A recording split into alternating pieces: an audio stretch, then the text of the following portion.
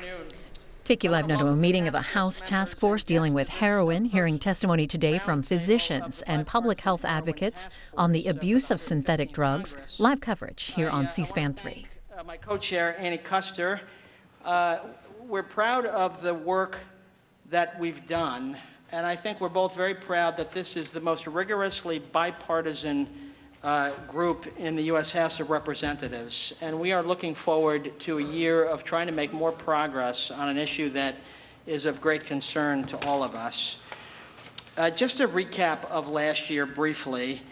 Last year, the Comprehensive Addiction and Recovery Act was passed by the House and the Senate and passed into law, and it provided community stakeholders with added resources to address the opioid and heroin epidemic.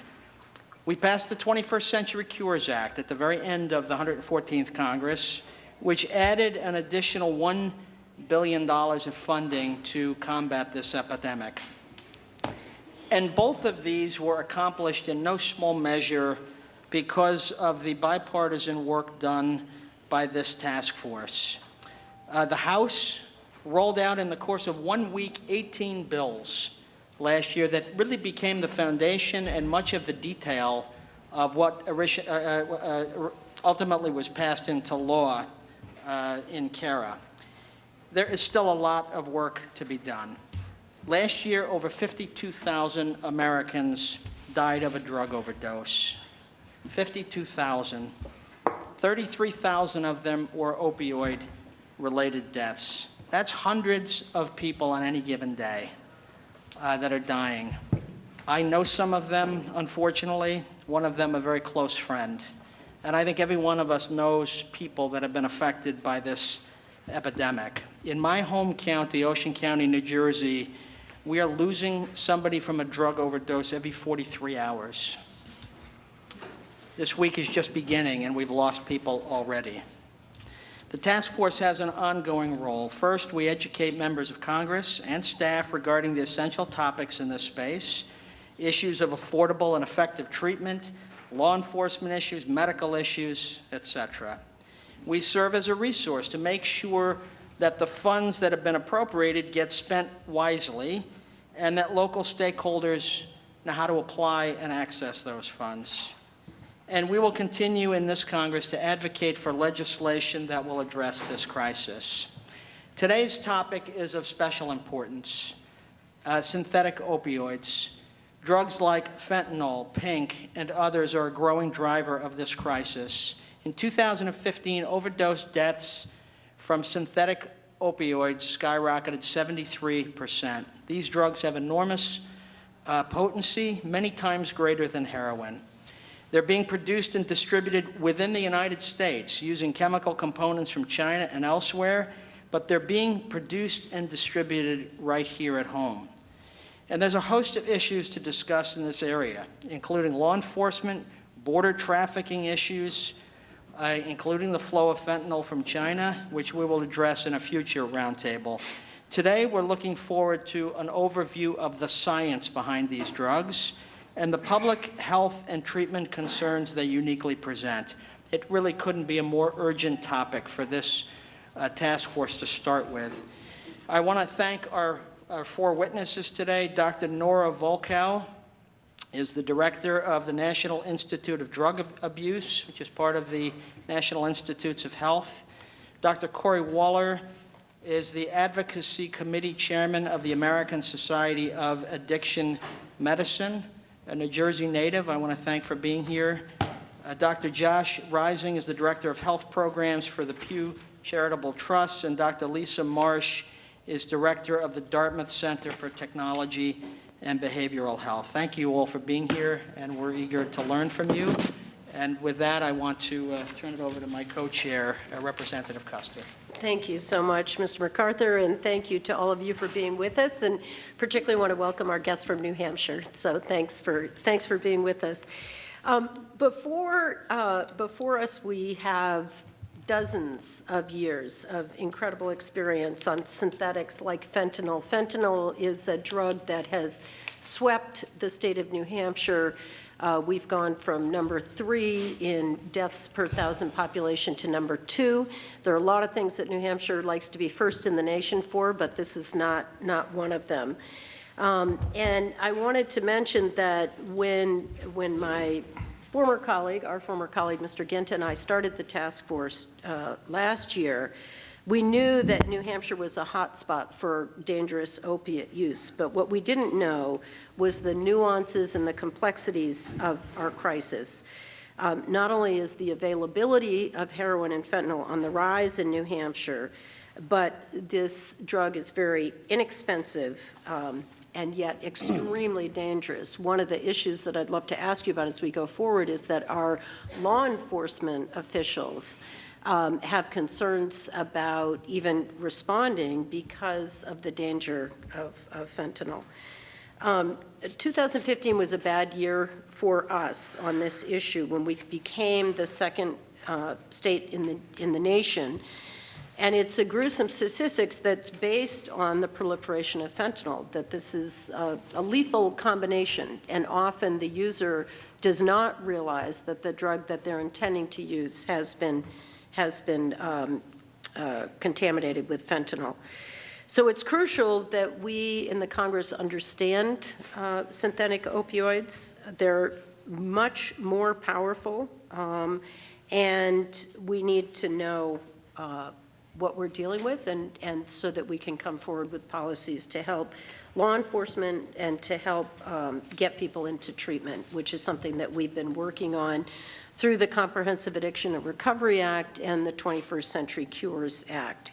I learned a little factoid today. You pieced together this whole puzzle. We've spent the last 2.5 years in my office, but today I spoke to someone from Anthem who said that nationally they just made a pronouncement, a decision that they will no longer require advanced approval of use of medically assisted treatment. And that could have sweeping implications, because I know from friends and indeed family that this is very challenging. People, when they want to get treatment, have difficulty accessing treatment for many reasons, but not to require that advanced authorization for access is a big step. So I'm looking forward to hearing from our witnesses, and I appreciate the work that you do. And we want to work with you in the coming weeks and months to make sure that we're doing everything we can to give you and indeed our community stakeholders the tools that they need to help people get well and become productive citizens of our community. So thank you very much, and I yield back. I'm going to ask if each of you would make opening remarks in order, and then we'll hold questions until all 4 of you have spoken. Dr. VOLKOW, I'll ask you to begin. Yes, good afternoon, and I want to first thank the task force for organizing and for taking a leadership role on something that is, as you using your words, is in urgent need of a solution. And I also want to thank you for the opportunity to come and testify. I'm the director of the National Institute on Drug Abuse, and this is an agency that is involved in doing research and generating knowledge that actually can help us address problems like the current prescription opioid epidemic that we have that has led to the abuse of heroin and synthetic opioids. The consequences, of course, are devastating, and it's not just the enormous amount of people that are overdosing and dying, those that are becoming addicted, but also it's contributing to an expansion of infections like hepatitis C and even HIV. As well, it has also resulted in a significant increase in the number of cases with neonatal abstinence syndrome. The numbers speak for themselves. In 2015, there were 2 million, and more than 2 million Americans that suffer from an addiction to a prescription opioid use disorder, and 600,000 that were addicted to heroin. You cited the numbers. 33 people died in 2015 from opioids, and that includes 15,000, more than 15,000 from prescriptions, 13,000 from heroin, and that really incredible, staggering number of 9,580 from synthetic opioids. And most of these cases are fentanyl, but we really don't know because many of the new synthetic opioids cannot be assayed with the current method. So when someone dies and they don't necessarily know what is in there, that's not going to necessarily be reported as a synthetic opioid.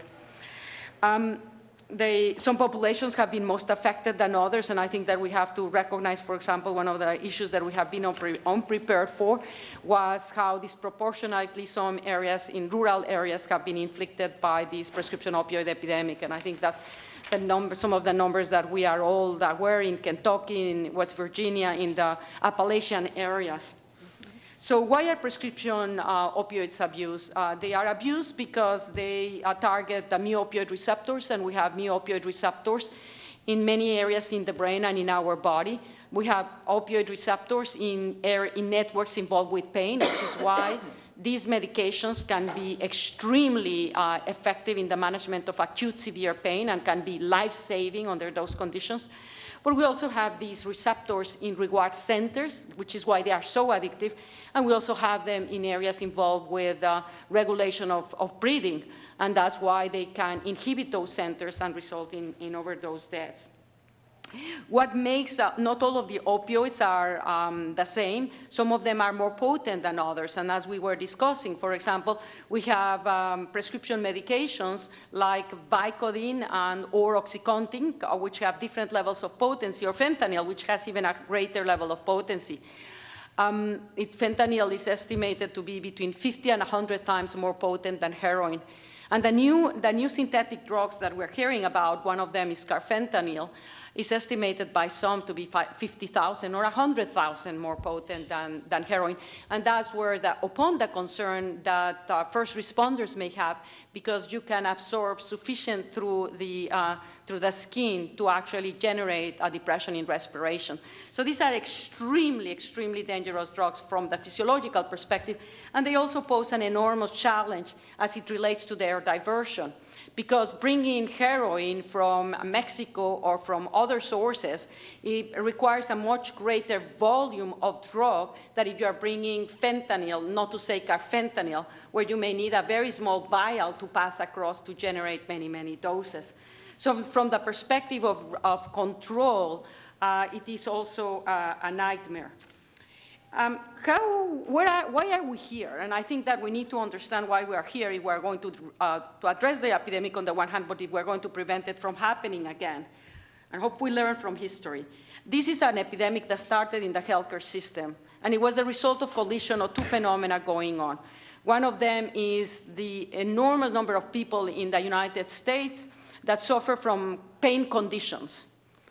The recognition that we don't have many treatments for pain. And so physicians started to rely on the use of opioids for the treatment of those pain conditions. At the same time, there was a need of a market that was, of course, taking advantage on our pharmaceutical industry to generate new products, increasingly more potent, and to generate campaigns where they basically were underestimating the risk for addiction of these medications and created a sense of overconfidence that really resulted in a massive overprescription of medications, which also responded to the requirement by the Joint Accreditation Committee in 2000 that all hospitals to be accredited had to actually require to screen and treat pain in their patients.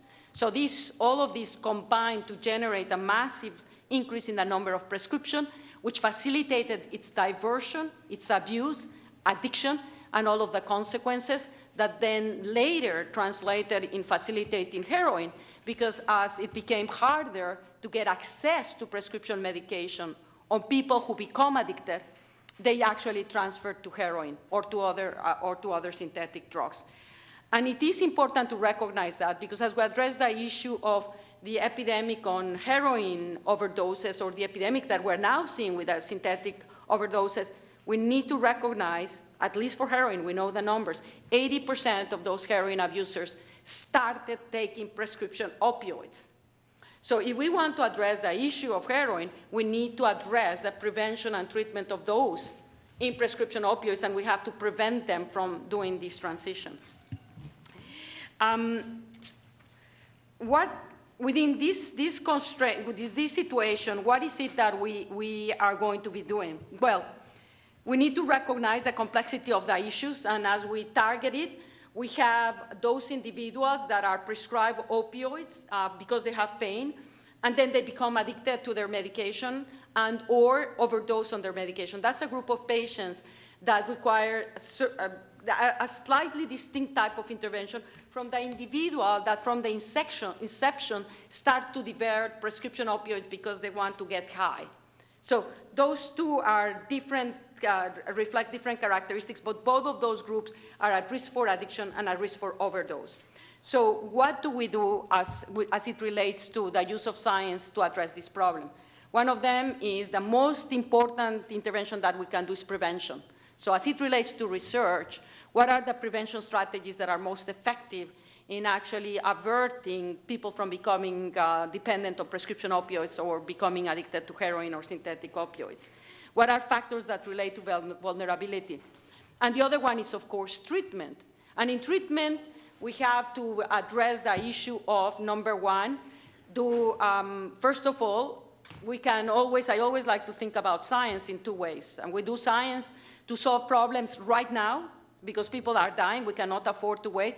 And we do science so that we can solve the problem in the future in a transformative way. But we cannot wait just for a future, we have to intervene now. So for the intervention now in terms of research, I think that one of the big challenges is how do we implement the currently available medications for the treatment of addiction? Methadone, buprenorphine, extended release naltrexone. Very effective on preventing overdoses, very effective in interfering with relapse, very effective in interfering with HIV, HCV, better outcomes for neonatal abstinence syndrome. But they are not being used. Less than 40% of individuals being treated for an opioid use disorder do not receive these medications. Why? Multiple issues, but one of them is the lack of sufficient infrastructure to accommodate for all of those patients that need it. And so the issue is how do we take advantage of current infrastructure to maximize its utilization? And that's where the implementation science comes along. How do we take advantage of the healthcare system? For example, if you initiate buprenorphine in the emergency room when a person comes with an overdose, your outcomes are much, much better. If you go to a treatment and they say, we don't have any place, you have to wait. Well, interim buprenorphine can improve your outcomes, actually interfering with relapse at 3 months by close to 80%. So implementing buprenorphine while you're working can make a big difference. Taking advantage of the criminal justice system. We've shown actually out of research, for example, that if you use extended release naltrexone in parolees, you can actually prevent their drug use and prevent the overdoses. So we have strategies that will maximize the use of our resources. And the other element that is very important to recognize, and I want to end up with this in terms of science, is the urgency also of developing alternative treatments for the management of pain using medications that are much less dangerous. And there's a whole space for developing there.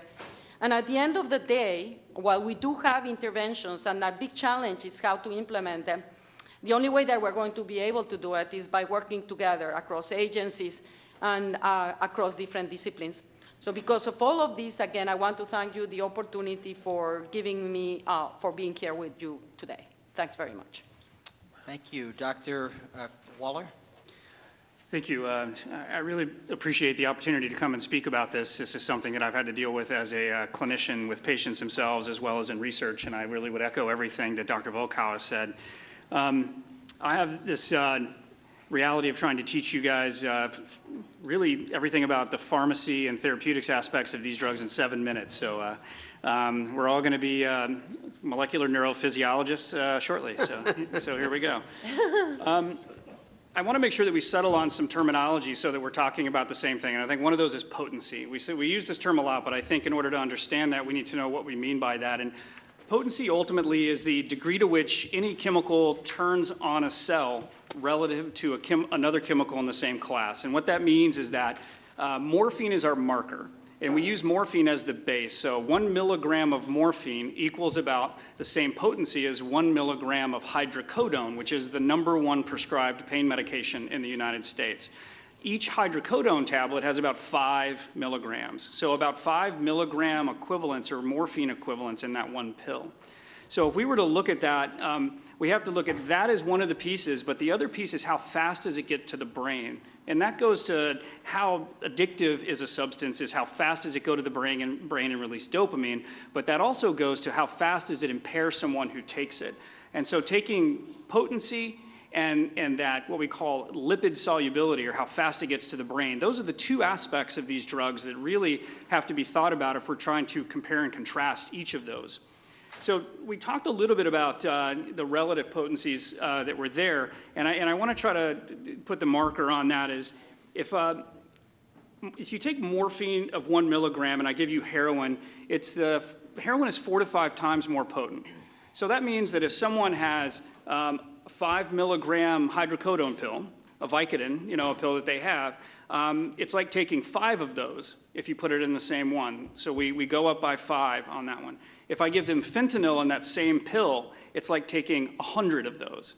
And so instead of just taking 1 pill of a normal Vicodin, if you put fentanyl into that pill, it's like taking 100 of those. If we move to things like sufentanil, which is also one of the synthetics that we're finding out on the street, because we also use that in the hospital, I've used that many times for patients, that's 1,000 of those pills. And then if we go up to carfentanil, now we're looking at 100,000 of those pills shoved into a small single tab.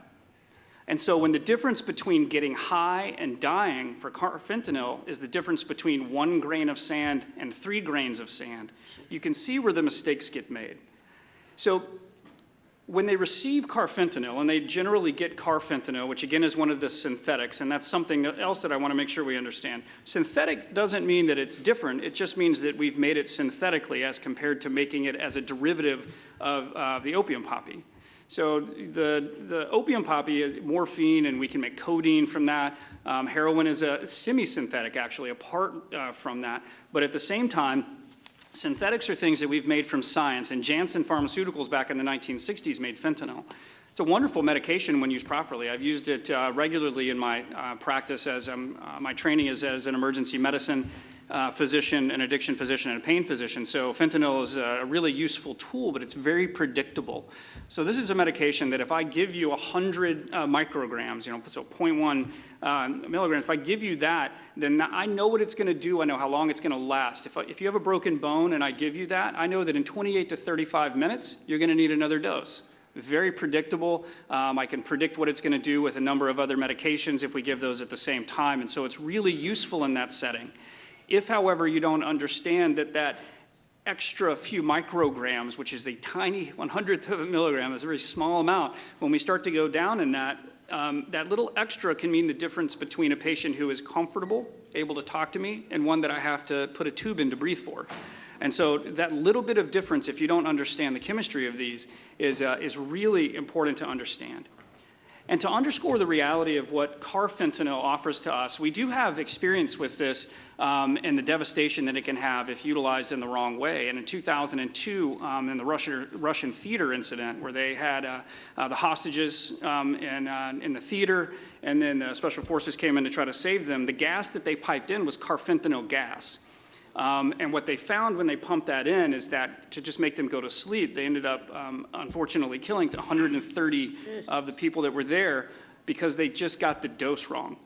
And so this is something that we look at. I mean, when you talk about danger, and I talk with law enforcement, and I was the medical director for a SWAT team in Michigan, and have worked with Federal Protective Service in a number of capacities. This is one of those that if you go in there and it gets aerosolized, you can actually have a number of officers down. I mean, and so it's a dangerous medication in the sense that it is so potent that a small amount of it can make a massive difference in the difference between I'm getting high and I'm dead. And this moves us into this other piece is what do we do when we find someone who's used it? Because first of all, as Dr.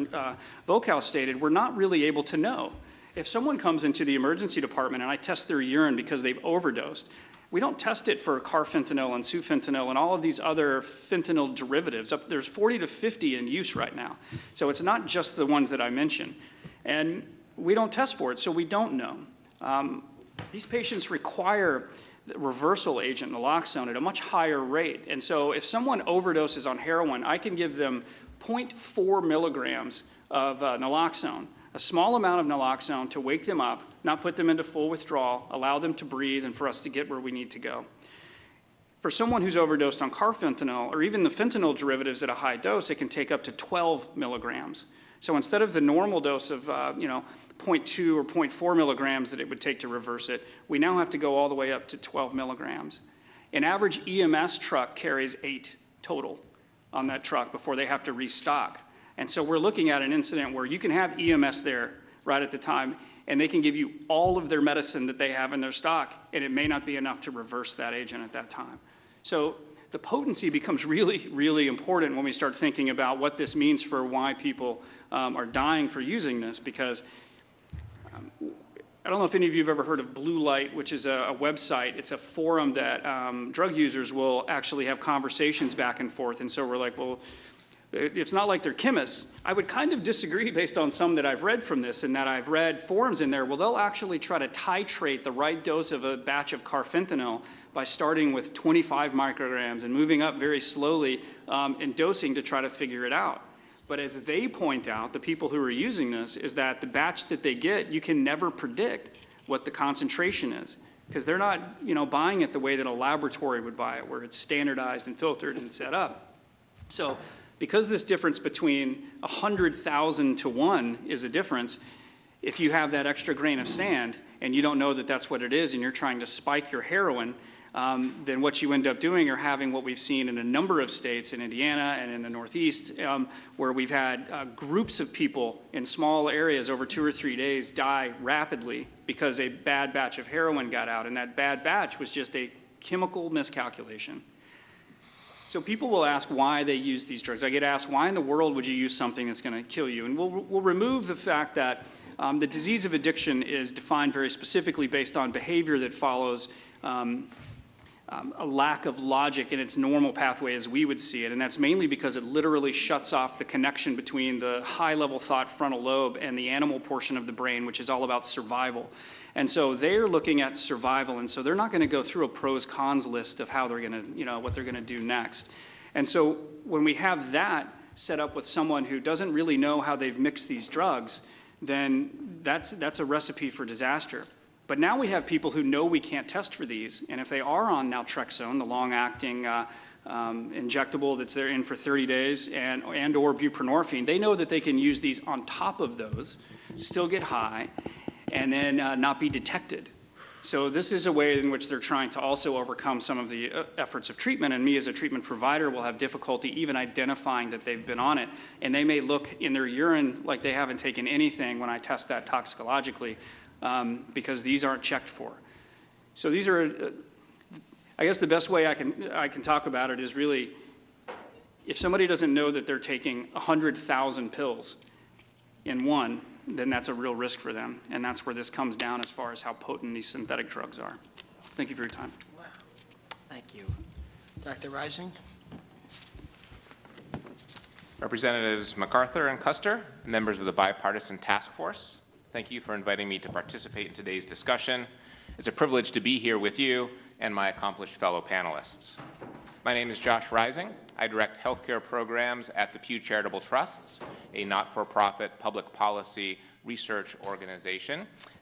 Our project on substance use prevention and treatment focuses on supporting policies that will reduce the inappropriate use of prescription drugs and expand access to evidence-based treatments for people with substance use disorder.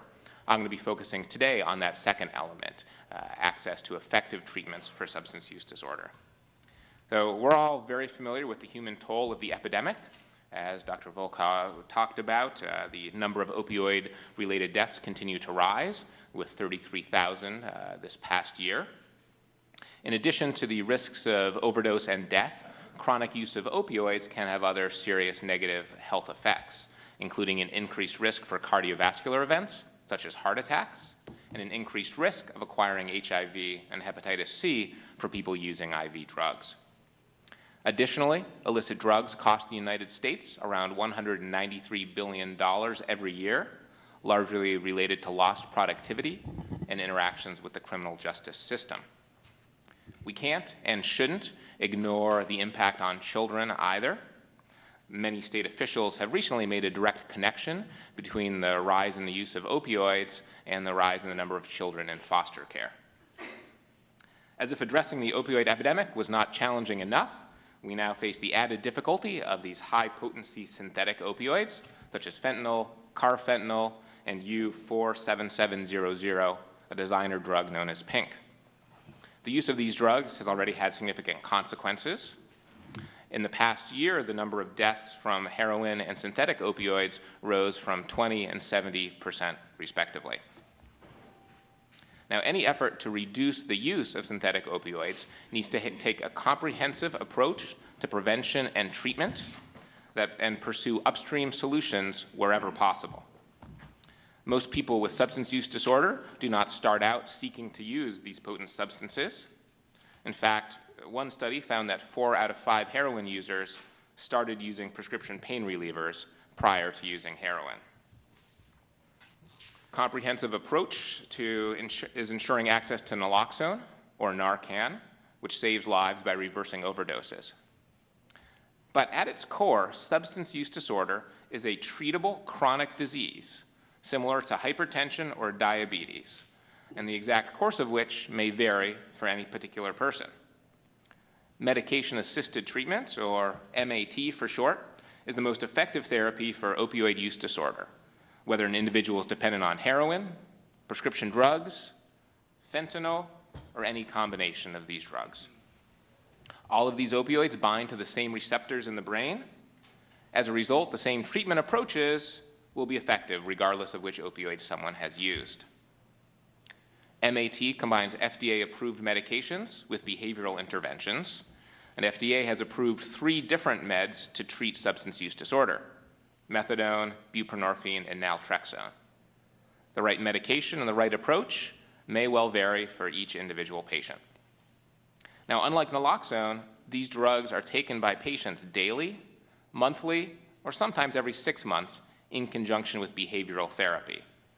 The behavioral therapy can include individual or group counseling, cognitive behavioral therapy, and other interventions.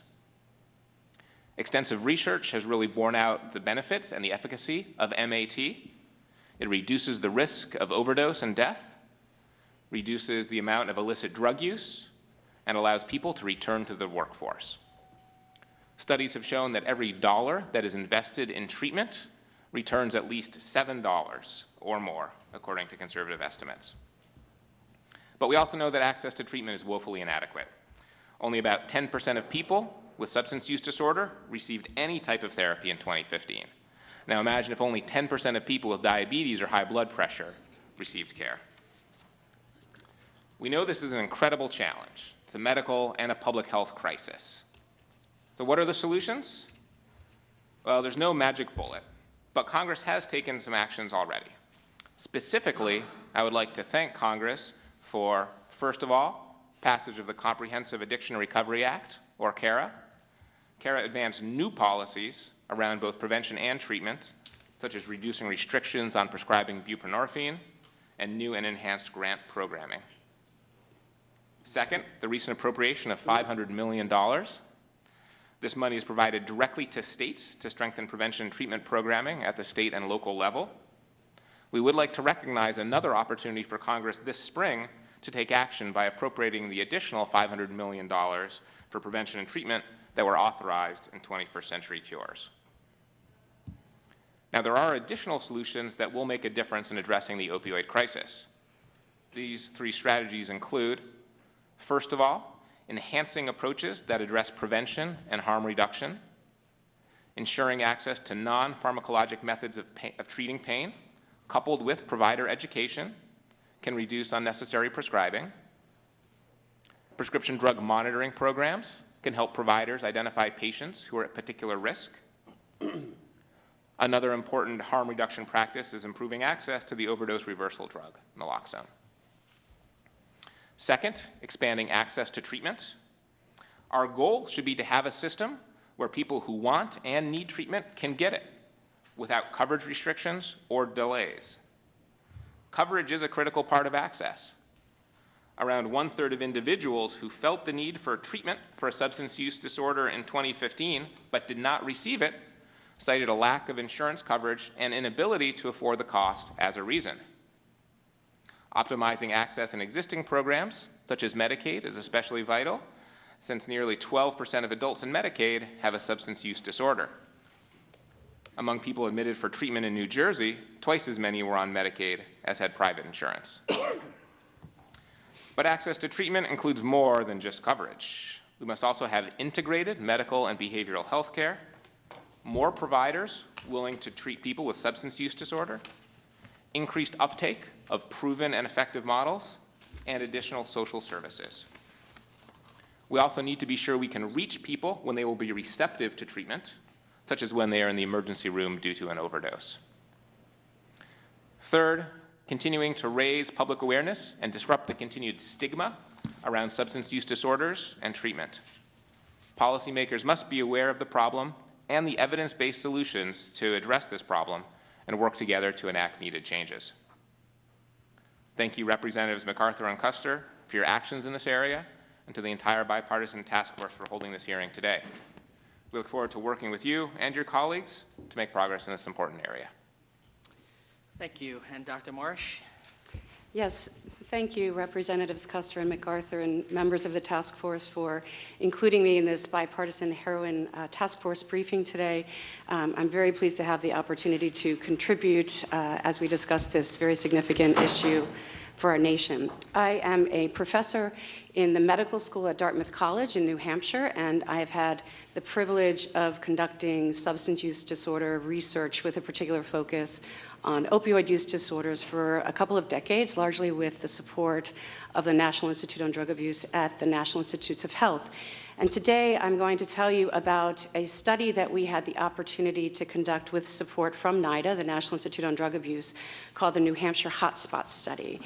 And as Representative Custer pointed out, New Hampshire has had the second highest rate of opioid overdoses in the country per capita, and actually is #1 for fentanyl overdoses per capita in the country, having experienced a doubling of fentanyl-related deaths in the last couple of years, and an increase of almost 1,600% in fentanyl-related deaths in the last 5 years. And so this particular study was conducted under the National Drug Early Warning System Initiative, which is a cooperative agreement supported by NIDA. And it was designed to systematically evaluate factors that's giving rise to this crisis that we see in the state of New Hampshire. And our research group at Dartmouth has networks and partnerships all over the state of New Hampshire through our Northeast node of the NIDA Clinical Trials Network, which provided an infrastructure for us to do this study very quickly.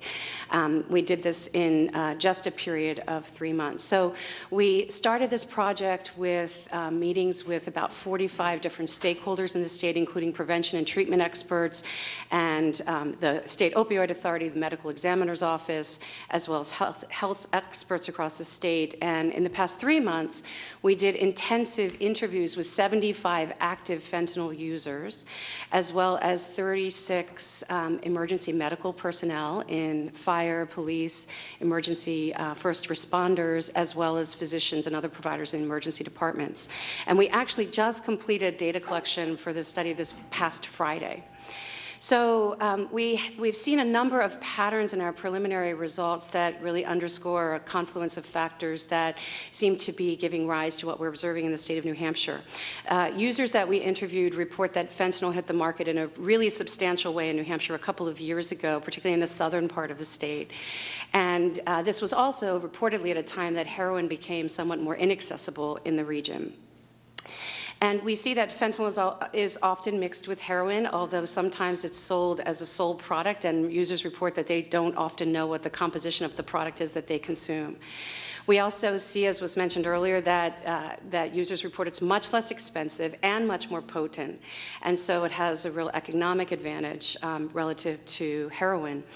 And although we do have some users report that they're accidentally getting fentanyl where they're seeking heroin, we find that some are purposefully seeking out fentanyl as the sole product, as their preferred drug of choice. Users also report that given fentanyl's potency, you don't have to carry as much on your person, so you can take smaller quantities with you, and so it's easier to avoid detection. Additionally, we find that users consistently report that the high from fentanyl doesn't last as long as the high from heroin. So you have to use more often to maintain a high, which may increase your chances of overdosing, but also increase your chances of infection from injection drug use. Every single one of the 75 users that we interviewed reported having observed at least one, and typically more than one, overdoses.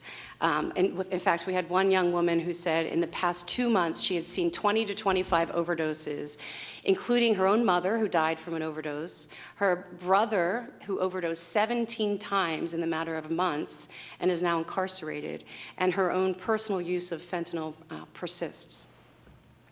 So we have this high availability of this highly potent drug occurring in a context where, unfortunately, access to prevention and treatment resources are limited.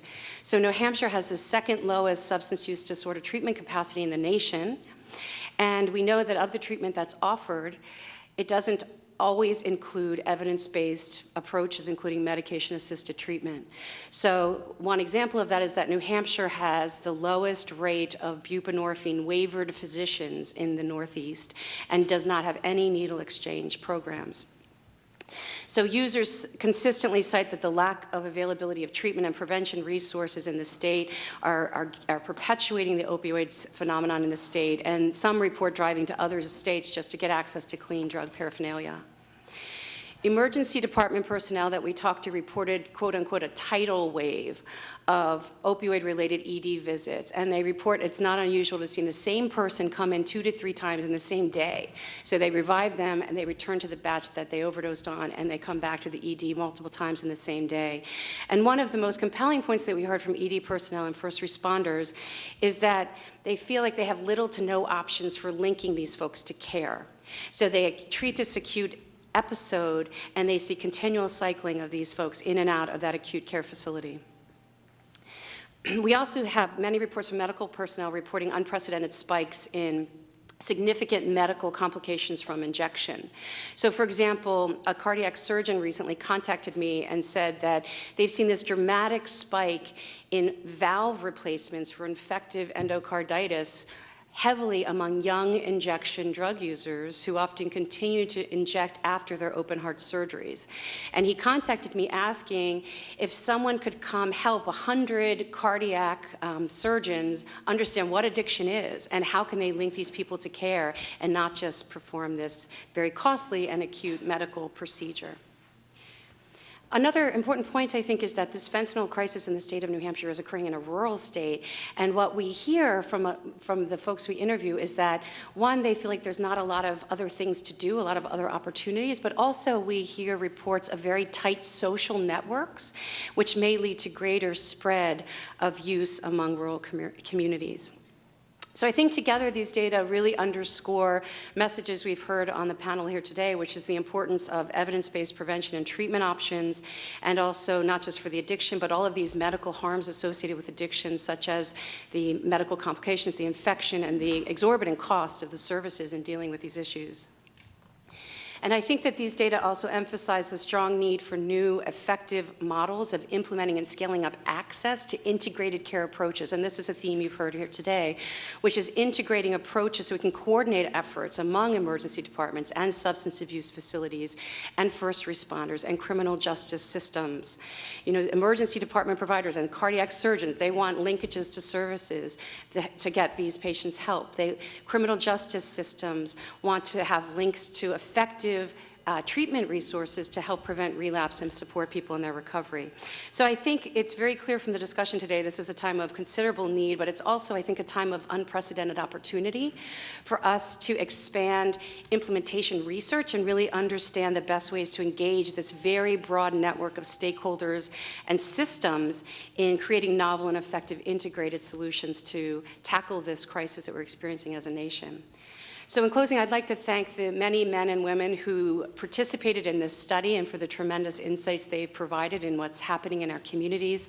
I'd like to thank the American Psychological Association for supporting my participation in this meeting, Shirley NIDA for the research support, and thank you again to the task force for the opportunity to participate in this briefing. Thank you.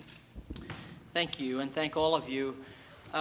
in the interest of trying to give everyone up here a chance to ask questions, we're not running a clock, but I will ask each member and the four of you in your responses to try to be brief so that hopefully we can get to each person. And I'll yield my question time for now and ask Representative Mann if he would like to start.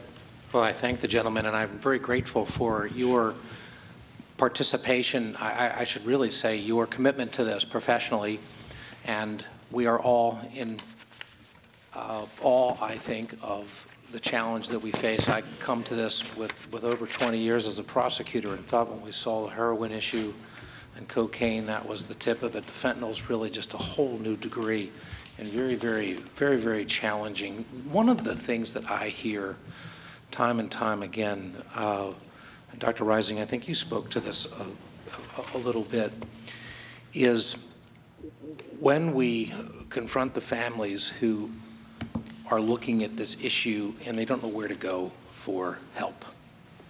And they're struggling with the sense of education. You spent your time talking about education and how to effectively do prevention or other kinds of things that might make a difference. And we're talking about the science here, the science which can give people a better understanding. I'm not sure whether you told me that this is a bridge to a solution or whether it was just simply a solution treatment unto itself. But can you talk to me a little bit about what we should be doing in the community, who should be doing it, how we can connect people to better understand the science and perhaps have an impact on the issue?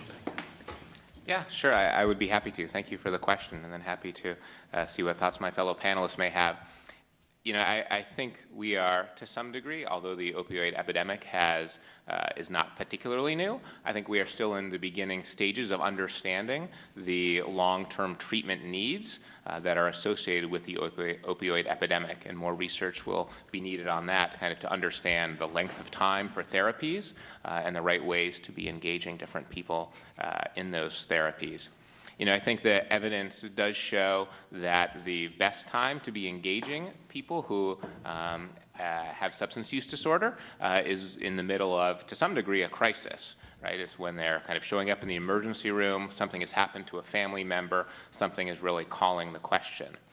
And so there are a number of programs that have taken that approach. There's one program in Rhode Island called Anchor ED, which connects people who are in the emergency room with peer support counselors. And they found a fantastic response rate. About 80% of people who they engage in the emergency room continue on with treatment, which is an extremely high rate. Clearly, the interventions need to happen at all points of care. Providers need to be equipped, and they need to have data that will really help them understand which of their patients are most at risk and what might be effective strategies. We've talked some about emergency rooms and EMS providers. And then I think another challenge is that often local public health officials may not have some of the data that they need to really help get their arms around what's happening in their community.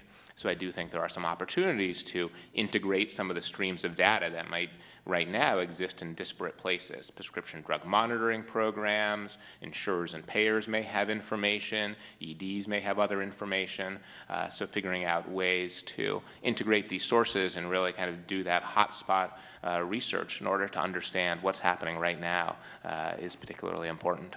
I thank you. Make just one quick follow-up. Dr. Marsh, you talked about integrated services. Does that include what Dr. Rising was just talking about, or is there some other characterization of integrated services that I ought to understand? Yeah, I think it surely includes what he was speaking about, and I was speaking about just how we have so many people trying to respond to this crisis, so many systems and stakeholders, and we could have greater efficiency in our effort in coordinating care and preventing this cycling in and out of acute care episodes with a commitment to linking criminal justice and emergency departments, and even our schools. You were asking about, understanding the science. As you're speaking, would you just answer, are there privacy issues? We've got to deal with HIPAA and issues like that. Do they ever raise their voices? Well, those are considerations, but I think they're all addressable considerations. Yeah, but this is an important issue, HIPAA.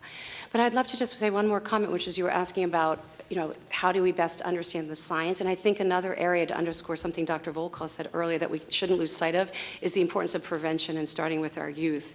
We've had the opportunity to work with a number of young people who've gotten involved in using opioids, and we've studied different models of intervention with kids, and we find that there are still many misconceptions about the risk of these substances and even distinct perceptions relative to other sort of illicit drugs, right? Parents don't care as much if you get caught with pills, or thinking that they're not addictive because some physician somewhere has prescribed these. And then we see this trajectory that we're talking about today that may lead to use, experimentation, and transition to heroin and use of these synthetic opioids. So I think as we think about science and scaling up the science, that spectrum from prevention to recovery support is really critical.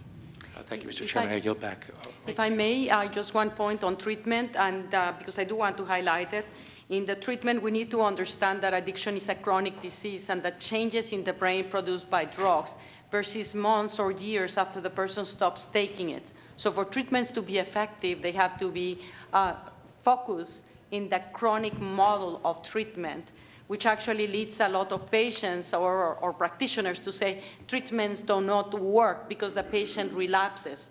But it's a chronic disease, and the concept of relapse is part of the disease condition itself. And I think this is important to highlight, not to create false expectations. We don't cure, we treat. It's not like an antibiotic. You take the antibiotic and it's gone. This has to be persistent treatment. Thank you. Representative Custer?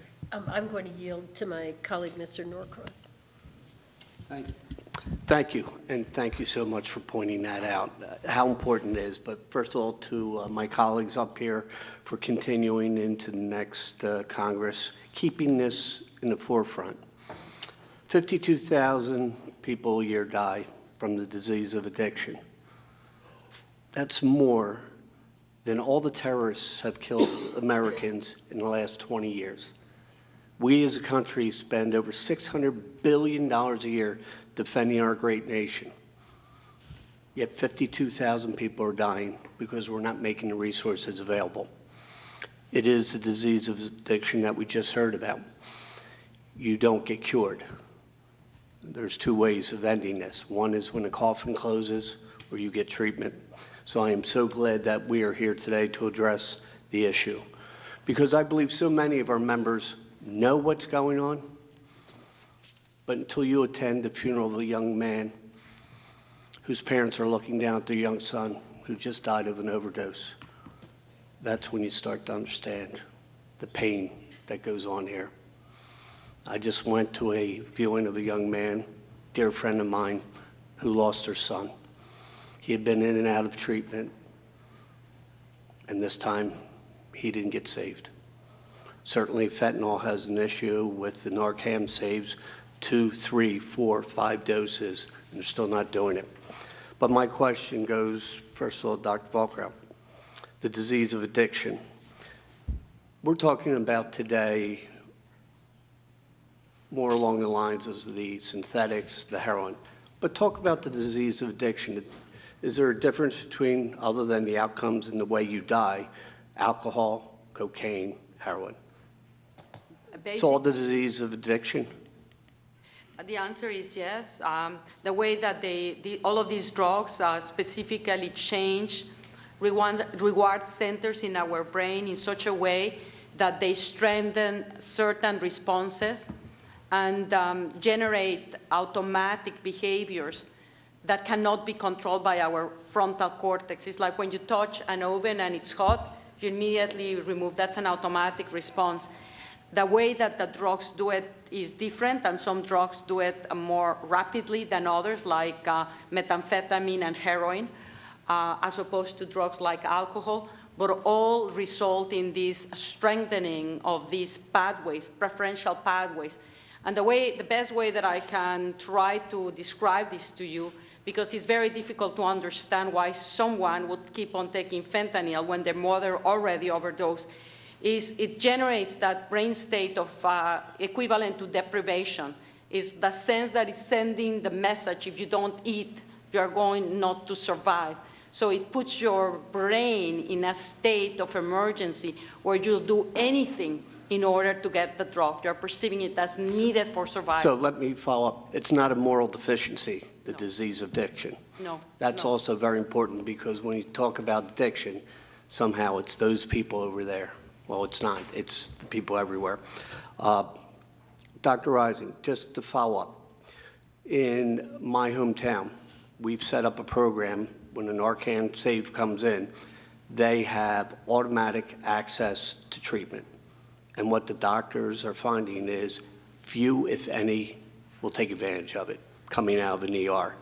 But they are finding sometime later, if you get them at that moment of clarity, it is. When we look at prevention, you talk about those on painkillers. How much time does the average medical student in his 4-year career of medical school spend on the disease of addiction? Sure. Thank you for the question. One thing I would like to add to the previous question that Dr.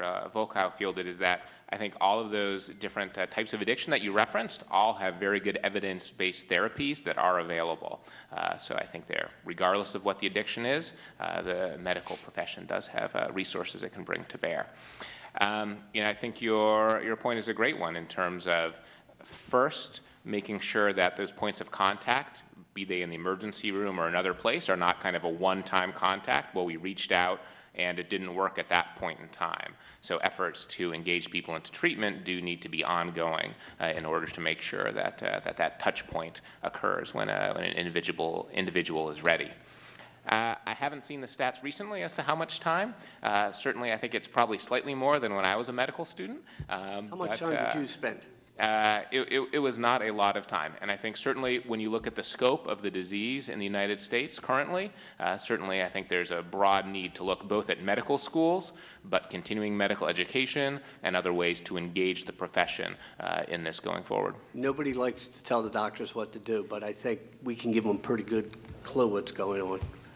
So I just wanted to reply a little bit at that. One is an emergency medicine doctor who works in the state in which you represent, which I appreciate that, and I appreciate the opportunity to talk about.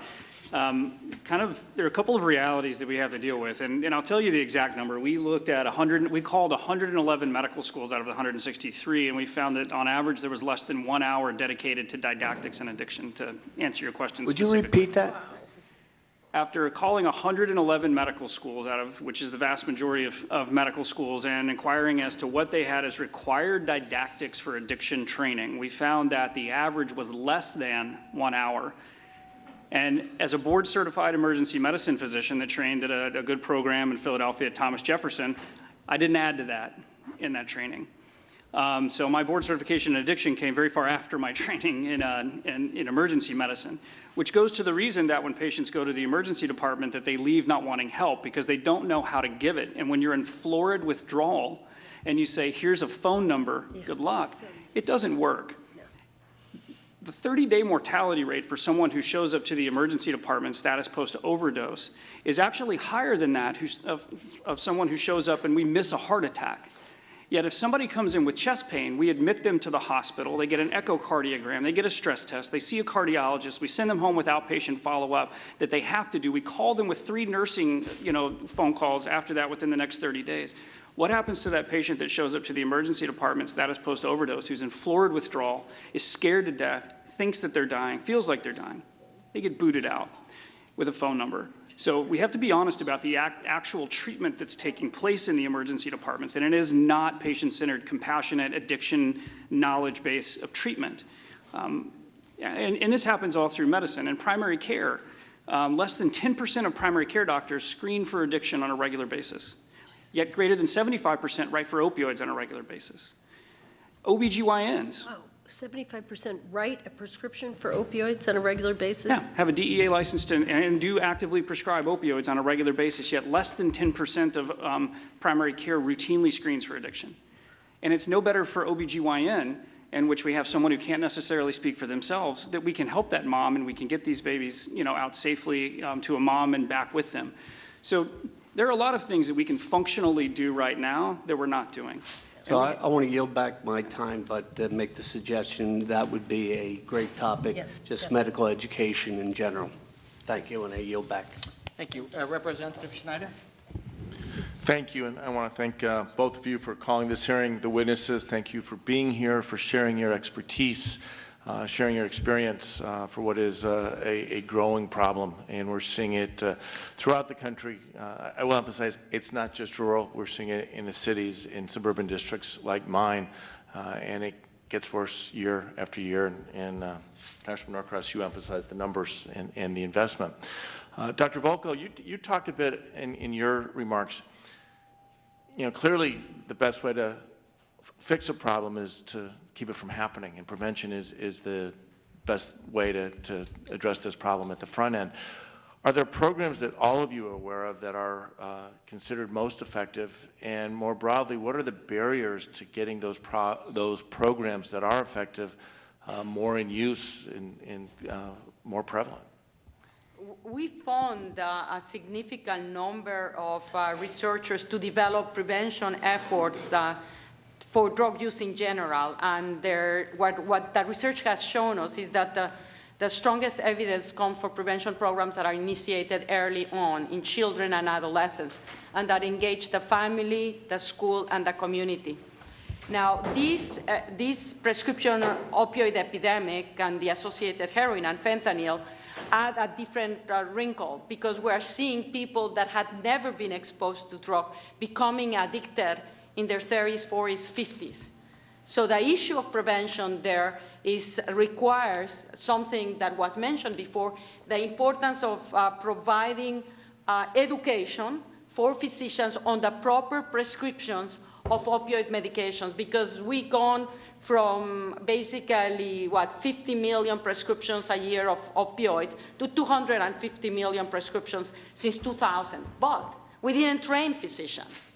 And there was, in turn, a big propaganda to actually educate physicians that these prescription opioids were safe and were not addicted if you have pain, which is incorrect. So an important component of prevention right now is provide better education on the proper prescription, on the proper use of prescription opioids on the one hand, and also education on substance use disorders. Because as was discussed before, they get 1 hour, right, if as much. And so a physician doesn't even know to recognize if their patient to whom they're giving their prescription opioid is becoming addicted. They don't know to differentiate withdrawal and physical dependence from addiction. Not to say what to do if the patient is becoming addicted. So even though it doesn't sound high technology, training and education is probably one of the most important prevention efforts that we can do right now. But if I can, the barriers, and let's just using that as an example of training, and you said 1 hour over the course of 4 years of medical education, what are the barriers to getting more training, whether it is at the foundation medical school level or continuing education over the course of a career? Why is it not happening more? It's not happening because what you get complaints from in the medical schools is that they already have a very loaded curriculum and they cannot incorporate more classes. So one of our strategies have been to negotiate with the organizations that generate the exams to get your medical degree to put questions on substance use disorders, and that will motivate the medical schools to do it. So working with these organizations to put these questions, as well as on specialty treatment programs. Okay. Sorry to cut you off, VOLKOW. I know we're limited on time. Are other thoughts, comments from the rest of the panel? Well, there's pushback from the major medical societies on mandated education. I mean, that's pretty well documented, you know, in your offices on a regular basis. So I think just continuing to push forward for at least a minimum standard mandated knowledge base, and if you can document that you got it in medical school, great. But if you can't, then you need to get it at some other time if you want a DEA license. Dr. Marsh, you were going to... Just 2 quick comments. I think, as Dr. VOLKOW indicated, there are a number of effective drug abuse prevention programs, and NIDA has supported a lot of that terrific science. I think there's also a need for some additional research about effective prevention of opioid use in particular, because the complexion of this is different, and there's a growing scientific literature that shows that risk factors, particularly among young people, may differ from risk factors for other substances of abuse. And I think that's really critical. And the other piece I'll add is, in addition to some of the training initiatives and the educational initiatives we've spoken about, I think there are opportunities to think about more scalable models that can build on that, because workforce development and sort of person-delivered trainings alone may not meet need at scale, and so it might be an opportunity to leverage technologies in novel ways, so digital technologies, mobile technologies, social media types of approaches to take science-based prevention interventions and promote more scalable, widespread access to them. Okay. Dr. Rising. Yeah, thank you. I think one thing just to add to what my fellow panelists have said, I think if you were to look at a number of providers who are perhaps out in the community already, who may not be providing various treatments for substance use disorders, I think one of the major barriers is that this is a very challenging issue for providers to deal with in their office, especially if they feel like there are not a lot of community-based resources or treatment facilities to be able to engage people who need the treatment with. If you're all on your own, this is certainly a daunting field to enter, or to feel like you can really make a significant contribution. So strengthening those treatment facilities and having providers feel like, yes, I can understand, I have some options when I identify somebody in my waiting room with a substance use disorder, certainly I think will go a long way in trying to drive some demand among active practitioners to become more engaged in substance use treatment. Thank you again. Thank you to the panel. I yield back. Representative Frankel? Thank you. Thank you to our chairs and to the panel. I'm Lois Frankel. I am from Florida, South Florida. And we have somewhat of a unique situation, which many of you may be aware of, because, and this is why I think it's so important to have federal intervention, because a lot of our addiction issues are coming by way of folks coming from, let's say, New Hampshire. No slight to New Hampshire, but I'm just saying that we have become like a treatment capital of the country. And while there are many good programs, there's also, I will tell you, thousands, I'm not exaggerating, thousands of what they call sober homes and treatment programs that are not doing the right job. And to put this in further perspective, this is not, because today we've been talking about patients. And I think you've very articulately described some of these issues. Keep in mind that this is also affecting community resources. I'll give you an example. Palm Beach County, where I'm from, it's not a big, it's about 1.5 million people down in South Florida. We had 4,000 calls that our firefighters had to answer for drug overdoses at about $1,000 a clip. Start to add that up. We had a hearing, I had a hearing a couple months ago, and one of the issues that came up were the firefighters were being traumatized themselves because they were having to treat so many people who were dying.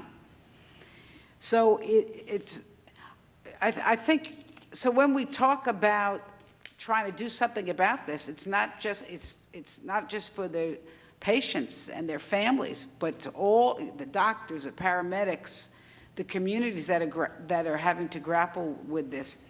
My question is, and I'm not sure you can answer it, but where are these synthetic drugs coming from? Are they coming from outside the country? The understanding is that most of the fentanyl is actually being diverted from China and is not fentanyl that's actually produced in the United States for pharmaceutical purposes. So it's generated in the black market. So I had a conversation with my local folks, and actually that was one of the issues that was raised by one of the local officials who've been dealing with this, was asking us, and I want to bring this to the attention to our chair here, is could we start to put some pressure on China to try to stop the trafficking of the fentanyl? Do you know whether there's been any efforts in that regard in any way? My understanding is that there have been definitive efforts to try to actually engage China to minimize the production of this fentanyl from the black market. But I'm not the agency behind it, so we can provide you the exact information. But my understanding is that indeed they are. I would request, maybe this could be something, I don't know whether the task force has looked into this, but I would, if not, I would request that maybe we could do that. Thank you, I yield back. Thank you. Do you have a question? Sure. Thank you very much. And you've all been so informative, and it's very helpful for our colleagues who are coming at this at different places in their educational process. But it occurs to me, and I'm going to move on a little bit from the fentanyl, but just to some of these bigger issues. Years ago, my mother had Alzheimer's disease, and so we did a deep dive in our family on Alzheimer's disease. And one of the conclusions I had is that there is something in our society about behavioral health issues that Americans assume that this is intentional. And what we learned as the Alzheimer's progressed is that indeed the behavior was not intentional. And I feel like we're at a very similar place with substance use disorder, in that we assume, and the story particular, Dr. Marsh, that you told is so stunning and striking, that a young woman who has watched her own mother overdose and die, watched her brother overdose 17 times, and yet those of us in the room, and indeed the medical providers at the emergency room, somewhere in the back of our brains think, how is she acting that way? Why is she acting that way? And I think Dr. VOLKOW has been very helpful to understand the science of the brain, that this is no longer intentional. Her frontal lobe is not making the decision. There's a different place in her brain that is survival instinct-based that's making a terrible decision. But I have to step back and say to the medical community writ large, first, do no harm, that the medical community, by receiving people in the ER over and over, and stabilizing the patient and sending them home to overdose in the parking lot, or to, that's not reasonable behavior either. It's not logical. It doesn't make any sense. And so for us to try to unravel, it has to do with the incentives. It has to do with the lack of coverage. I mean, let's be candid and honest in this conversation. If they were paid the way they are with a heart attack, to send the person upstairs to a room, to follow them carefully, to do home care and send someone home to make sure we check on them, we would have much greater rates of success. And so in New Hampshire, we are looking into where people fall through the cracks and bringing the hospitals and the emergency rooms together. I've been at my roundtables where the people in the emergency department are not having the conversation with the people on the 5th floor in the administration to have this conversation. So now we're bringing everybody together. Now we're bringing the insurance companies to the table. The federal government has got to decide, Medicare, Medicaid, what are we going to cover?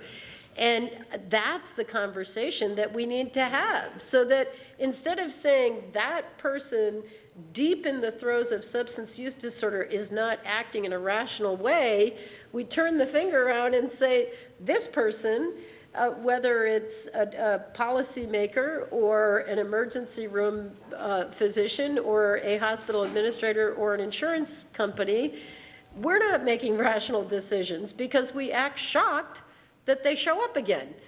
And so I really appreciate all of this perspective, and I hope with the folks tuned in on C-SPAN, with our colleagues, with our staff in the room, that we can help to educate, because we're so siloed.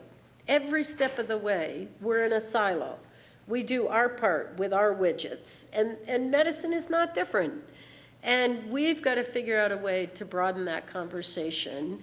I thank you for your work in research, because we need to have evidence-based information. I thank the rest of you for helping to translate, literally, the work, the understanding that you have into the society at large and back to the policymakers so that we can make rational policy, because we've already discovered on this task force irrational policy. We've already discovered that we were rewarding physicians for pushing opiates out into the community, and then we're shocked that that didn't work out well.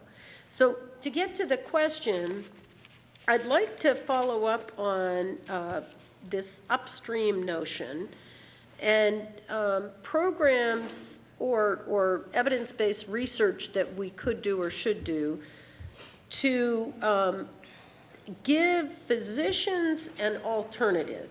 Pain is real. I had an emergency cesarean. I've had surgery. I know pain is real.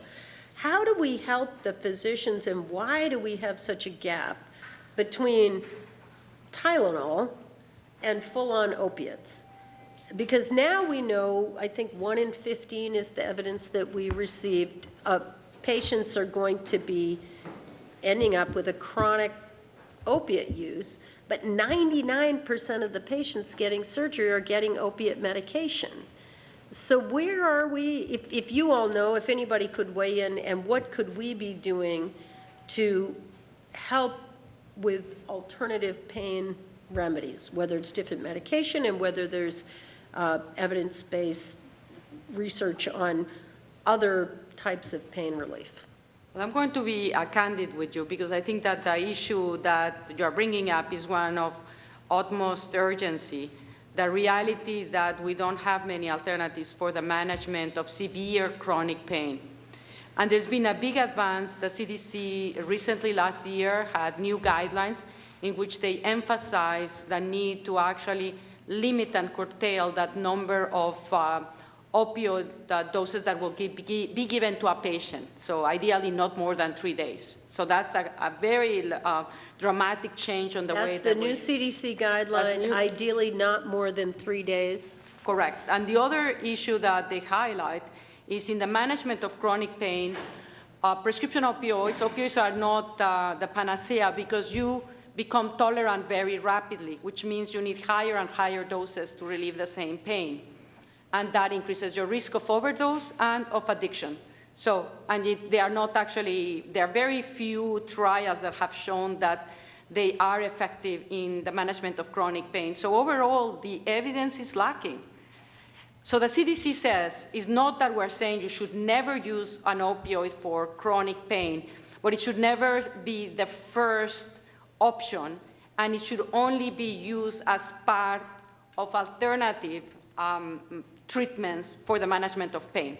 So in a more integrated approach. You said it. Are we covering for those more integrated approach for the management of pain? Not necessarily. It's much more expensive. So it's easier to prescribe an opioid. So we have structural changes, structural issues that we need to change in order to also allow physicians to do the right thing. Yeah. And there are alternatives to the management of chronic pain. They are neither the panacea. There is, we are obviously, as a government agency at the NIH, we are investing resources on developing new medications for management of pain, as well as non-medication strategies that can be useful.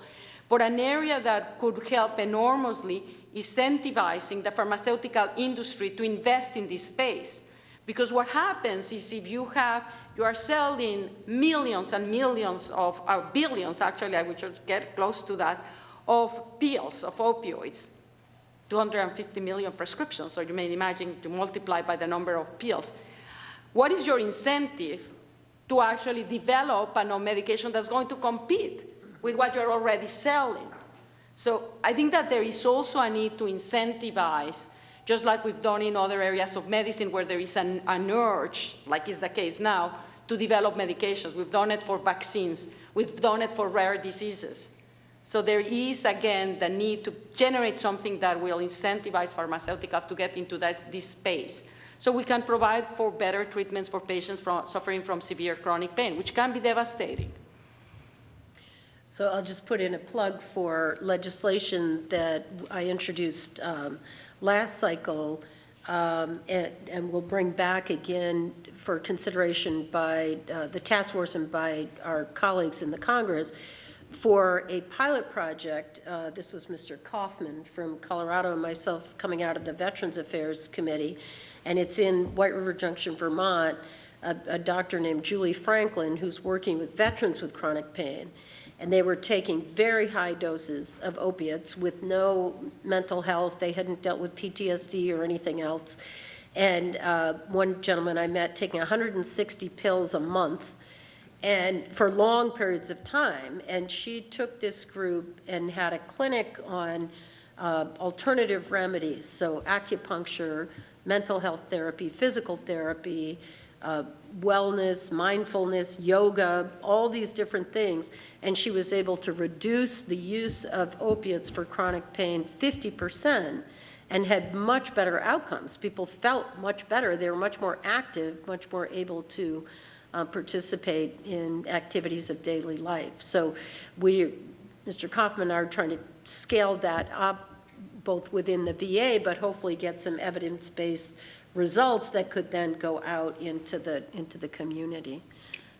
So I'll close, but if anybody has anything to add on that. Just two quick things. One, back to the 111 medical schools that they only had 1.2 hours of training in pain on average. So less than an hour for addiction and only 1.2 hours of, on average for mandated training for pain. So okay. it was. So they don't study either one. So Yeah. to try to onboard, different modalities of treatment, and to your point, it's actually the best literature for the treatment of chronic non-malignant back pain, which is one of the most often seen complaints in a primary care office.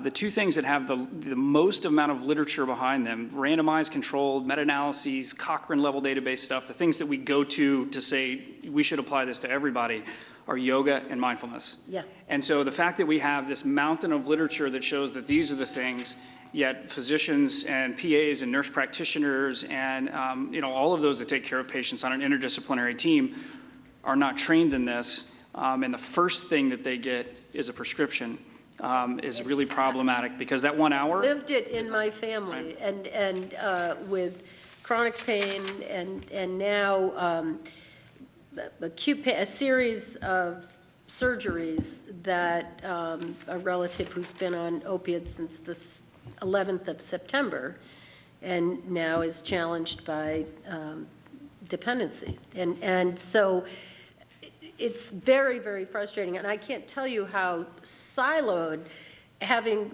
gone out there and spent a week, if I could, personal privilege, being literally in the appointments with the surgeon who, fabulous surgeon, wants nothing to do with this. Like literally just came right out and said, not our problem, you will have to deal with that after the surgeries. Meanwhile, the treatment professionals don't want anything to do with the surgery, saying you can die of the drugs, but you won't die from not getting the surgery. And I'm just like, okay, is there anyone in this process that can help us navigate how to get this accomplished so that this person who we love so much can get back to their life and be productive? And the stigma at every step of the way, the stigma is so great. Instead of, wow, let's call it cancer. Let's give it a different name, and we'll try to help you with your problems. So thank you for that moment of personal privilege, just to say that I really appreciate the work that you're doing. Well, thank you. I had a couple of questions, and I appreciate all of your testimony very much. Frankly, it raised more questions for me than answers, but it did answer a number of things. And I found a number of things deeply disturbing, actually, and I want to get my mind around how we can help to improve some of these areas. But I just want to clarify, Dr. VOLKOW, you talked about the physiological changes to the brain that occur when somebody is using opioids. And I want to understand those better. I lost my mother from cancer. We all know that if somebody stops smoking, maybe they can't totally reverse the effects of years of smoking, but it gets better. There's improvement. We all know that if you cut off your hand, there's no improvement. You never have a hand again. It's done. I understood your comments to be more like the latter, that there are physiological changes that occur to the brain that are irreversible. And I wanted to ask you to unpack that a little bit more so that we understand what happens to the brain and over what period of time, and what can be returned to some normalcy over time and what cannot be. And I'm glad you're asking me that question, because I didn't imply that they were irreversible. I implied that they were long-lasting. And in fact, what the evidence shows is that while it is frequent to see relapse in people that are addicted, the longer than they sustain the treatment, the scarcer, the more rare those events occur. And for example, the best outcomes are reported when patients are on chronic treatment for 5 years, at which time they actually can lead very much lives where they are recovered. So that means that you can get back to your previous state. You may have a level of vulnerability, but the brain recovers. And I mean, people recover from strokes. We do interventions to maximize the likelihood that you can strengthen those areas that have been damaged. The same thing we should be addressing for helping those people recover those systems that have been damaged by drugs. So yes, the brain can recover. The extent to which it will recover will depend on many things, such as how addicted you are, your age, when you started taking drugs. But the evidence shows that with proper treatment, people recover from addiction. Okay, thank you for that clarification. I also wanted to talk about education a little bit. And Dr. Waller, you've talked about 1 hour in 4 years for addiction education, 1.2 hours in 4 years for pain management. I listened to a program a month or so ago. I forget the woman's name, but she was the head of the Addiction Recovery Center at Stanford University. And she was speaking at length about pain management and how the whole American view of pain and the need to manage it, eliminate it, has fed into the opioid crisis. And it really got me thinking, and I was thinking of it today as well. We can't fix everything in Congress. We don't tell medical societies how to teach students. We don't regulate that, and neither should we. There are, we're not physicians for the most part, but there are times where there's a federal nexus with healthcare issues, and we do get a lever that we can use. And I guess my question to you in particular, but I'll ask all of you, what are the federal levers? Where to your knowledge, do we license at a federal level? Do we do things at a federal governmental level that might allow us to exert more pressure on non-governmental entities with regard to how they train physicians? Thank you for the question, and thank you for really having the ongoing thoughts about this. It's a complicated problem, and we're all having to deal with it in different ways. But the federal government does have one place in which it holds a pinch point for every prescribing physician in the country, and that's at the DEA license level.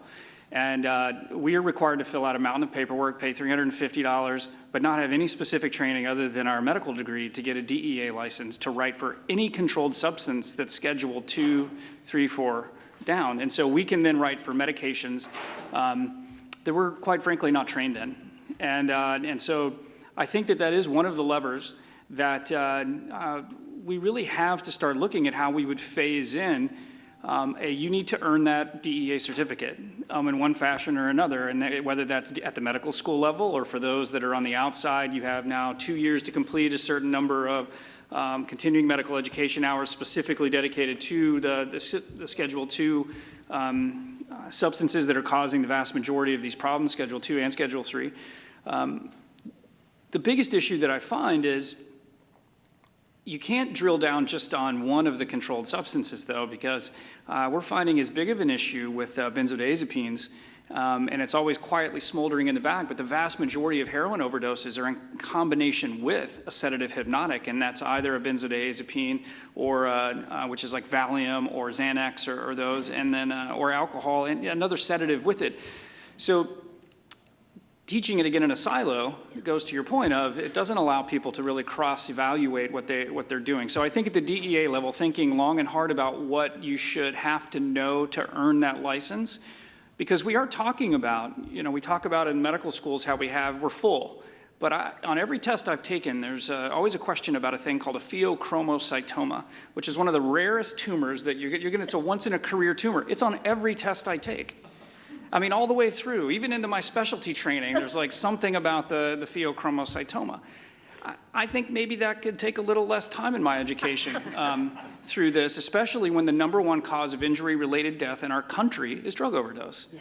I mean, and so I had 3 lectures from the National Traffic Safety Board as an emergency medicine residency on car accidents. I can tell you what an A pillar does, a B pillar does, and a C pillar does, because when we look at a picture from EMS, we should know what injuries to predict. I've had those educations, yet car crashes now kill less than people with drug overdoses. So to your point, federally, you don't have to look far. They're controlled substances, and very specifically, they are controlled by the federal government, by a license that I am privileged to be able to have from the federal government so that I can then affect positive change in people's lives and not kill them. So that's where I would focus. I mean, there are 100 different ways, but I think that is the biggest one that you have right now that is purely a federal lever. Do any of the rest of you see any other? Hi, yeah, just thanks. A couple other thoughts to share. One is that certainly I think it is important to improve provider education, as I think we've all talked about the deficiencies here today. However, also providing the education doesn't necessarily get to kind of those end results we're really looking for, right? Ensuring that it's quality education and that providers then are able to act differently and provide services better as a result of that education. So other tools that may be available to get at more of kind of that root question of what we're trying to assess and encourage. One is certainly the use of quality measures, right, which are used widely across healthcare, but really we don't have ones that have really taken root when it comes to the treatment of substance use disorders. So there could be some opportunities to look to encourage the development of some quality measures in that space. And then there are certainly maybe other ways to look at the services and referrals that places are able to provide as part of the ongoing relationships that both Medicare and Medicaid have with various healthcare facilities. I just have to say, with regard to quality measures, that's actually one of the inadvertent, unintended consequences that got us into this situation. And so I'm glad you brought it up, because we could use it to help get us out. But this is with regard to physicians were judged based upon the patient satisfaction. And we literally, the federal government was reimbursing based upon the patient satisfaction. And so I think, it doesn't take much to make the leap that surgeons had done a fabulous job with the surgery. They weren't going to get paid less from somebody whining about the pain, and they said, 30 pills, take 60. Wait, let me give you 90. And I think that got us into this. So again, a piece of legislation, this one is the Custer-Mooney bill that we've talked about that we'll be bringing back to make that change so that physicians will not be pressured into or feel pressured into increasing the medication for post-surgery pain medication. And in fact, another bill that was included in CARA, we did partial fill, because many, many, many patients, if not the vast majority, are going to be fine. I didn't know about the CDC 3 days, but 5 pills, 6 pills get you through the weekend. Use ice, keep your leg elevated, and by Monday you're going to be feeling much more comfortable, rather than sending every single patient home with 30 pills. So. Yes. Yeah, so I just wanted to add, in response to your question about federal levers, I want to add 2 more to this discussion. One is related to research, and the second is related to scaling up the application of science to service delivery models. So the first one, with regard to research, I think we've discussed here today that there are a number of effective prevention interventions, there are a number of effective models for tackling opioid use disorders with medication-assisted treatments, for example, but there's a tremendous opportunity to scale up their utilization in real-world systems of care. And so understanding how do we create systems that promote the maximally impactful models and promote widespread adoption and sustainability of these models, I think is really critical. And as we talked about before, we have this unprecedented moment in time where we have this large amount of resources that have been allocated to expanding service capacity across the whole nation through the CARA Act, and we have $500 million this year slotted for that. And it seems like a tremendous opportunity as we embark upon this as a nation to ensure that what we know works best from the science is actually what's incentivized, what the states are encouraged to adopt, and also to have a scientific model wrapped around evaluating that, right? If we're going to invest this kind of resources into this national implementation strategy for expanding service delivery, how do we know it works? And and how can we come up with some national standardized metrics to know what the impact of that investment is? So I think that those are really key as well, the research and the linkage of the research to service delivery.